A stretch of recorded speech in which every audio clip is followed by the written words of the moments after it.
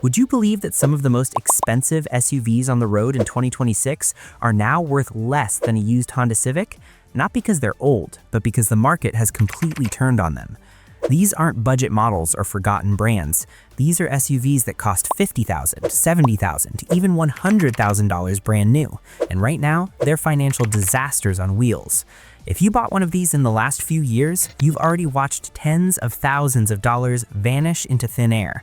Today, I'm counting down the 10 SUVs that are now completely worthless in 2026, and the reasons why will shock you. Let's go from bad to absolute worst.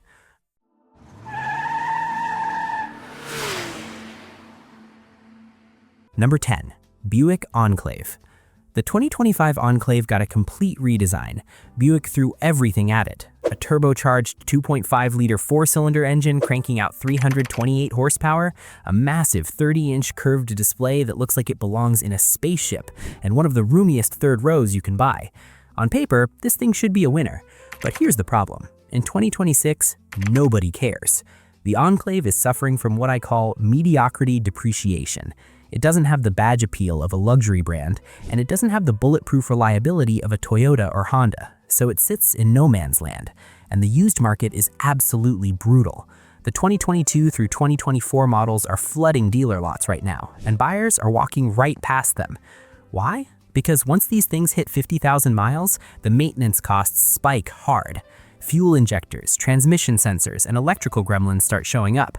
And here's the kicker. That new turbocharged four-cylinder, owners hate it. It's loud when you push it, it doesn't feel refined, and it's nowhere near as smooth as the old V6. Buick tried to position this as a near-luxury SUV, but when you're fighting a reputation for being a rental fleet favorite and your engine sounds like a lawnmower under acceleration, buyers aren't paying premium prices. Typical 5-year depreciation on the Enclave? Nearly 60%. That's catastrophic. Number 9. Infiniti QX80. Infiniti finally gave the QX80 its first major redesign in over a decade for 2025. They ditched the V8 for a 3.5-liter twin-turbo V6 pumping out 450 horsepower. They added cutting-edge tech, including the vivid twin-dash displays and Clips audio that actually sounds world-class, and it can tow 8,500 pounds without breaking a sweat. So what's the problem? The Infiniti tax is real. Even with all those upgrades, luxury buyers in 2026 are running to Lexus and Cadillac instead. And here's why. Infiniti as a brand is dying. Dealers are closing showrooms and getting absorbed into Nissan dealerships. The brand is stuck in automotive purgatory. Too expensive to be mainstream, not prestigious enough to compete with the real luxury players. And the older models? Forget about it. Those V8-powered QX80s from 2014 to 2024 look ancient inside. They average 13 to 15 miles per gallon. In 2026, with gas prices where they are and everyone moving toward hybrids and EVs, this thing is a financial liability. The 5-year ownership cost regularly tops $100,000 when you add up fuel, insurance, and repairs. Buyers are terrified, and resale values are tanking as a result. Number 8. Nissan Armada. The 2025 Armada is basically the QX80's cheaper cousin. Same twin-turbo V6, same 425 horsepower, same 9-speed automatic. But here's the difference. It doesn't have the Infiniti badge. And in 2026, that's killing it. The Armada has always been the budget full-size SUV. It's what you buy when you can't afford an Escalade, a Lexus LX, or a Yukon. And in the used market, that perception is everything. The Armada holds some of the worst depreciation numbers in its entire class. We're talking about 66% value loss after 5 years. Let that sink in. A $70,000 Armada becomes a $24,000 SUV in 5 years. And here's what makes it worse. Used car buyers would rather grab a 3-year-old Tahoe or Sequoia because those brands actually hold value. The Armada is seen as the rental fleet special, which absolutely destroys its street cred. Nobody wants to buy a used Armada when they know it was probably beaten to death as a corporate rental. And the fuel economy? Still a disaster. You're looking at around 16 miles per gallon combined. In 2026, that's unacceptable. Number 7. Jeep Wagoneer Long. Stellantis promised the Wagoneer Long would compete with the Chevy Suburban and Ford Expedition. Instead, they delivered an electrical nightmare. This thing uses the Hurricane twin-turbo inline-6, making 420 horsepower. It can tow 10,000 pounds. The interior is cavernous. So why is it worthless? Because it's completely unreliable. Owners aren't just frustrated, they're furious. Consumer Reports and real-world owners have flagged constant electrical issues, sensors going off for no reason, infotainment systems blacking out randomly, air suspension failures that leave you stranded. And the worst part? Service departments aren't equipped to handle the complexity. So when something breaks, you're waiting weeks for parts and paying thousands in labor. In 2026, buyers are absolutely terrified of what happens when the 36,000-mile warranty expires. Kelley Blue Book shows a 2024 Wagoneer Series 2 that cost $91,000 new is now worth around $54,000 after just 18 months. That's 41% gone and counting. This isn't just depreciation, this is a financial bloodbath. Before we continue, if you're getting value from this breakdown, go ahead and smash that like button. It really helps more than you know. Number 6. Jaguar faceplate. I'm sure nobody's surprised to see this one here. The faceplate is a dead model walking. Jaguar announced 2025 would be the last year for it, and yet it's somehow still limping into 2026. I honestly don't know why they're still building it. Here's the brutal reality. With 56% depreciation, faceplate owners are losing nearly $30,000 in just 3 years. But the real problem isn't the SUV itself, it's the brand collapse happening in real time. Jaguar announced they're going all-electric and discontinuing nearly all their gas models. That left faceplate owners holding an orphaned vehicle from a brand in full retreat. Why would anyone buy a used Jaguar when warranty support, parts availability, and the brand's entire future are massive question marks? And the maintenance costs? Absolutely astronomical. The 10-year maintenance estimate is over $17,000. By 2026, most faceplates are out of warranty, and a single major repair, like the supercharger or cooling system, can cost more than the car's remaining equity. After 5 years, the faceplate can lose over 70% of its value. It's a beautiful SUV that nobody wants to own without a factory warranty protecting them. Number 5. Dodge Hornet. The Hornet is Dodge's identity crisis on wheels. It's a rebadged Alfa Romeo Tonale sold under a muscle car brand, and the market hates it. Production was officially discontinued in early 2026 because of poor sales and high import tariffs. Walk into a Dodge dealer right now and you'll see Hornets piling up on the lot with no buyers. By mid-2025, Dodge was offering $15,000 discounts just to move inventory. When new cars sell for that much under MSRP, that absolutely nukes the used market. Your 2025 Hornet is worth less than a 5-year-old RAV4 today. Sales nosedived by over 60% in late 2025, and with the model being killed off after just 3 years, parts are going to become harder to find. Quality issues plagued the Hornet from day one, and then came the recalls.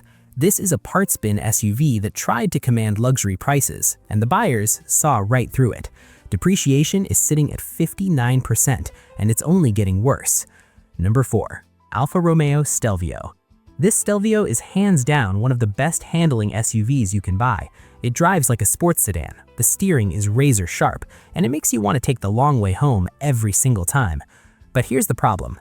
It's an absolute nightmare to keep on the road. The Italian tax is real.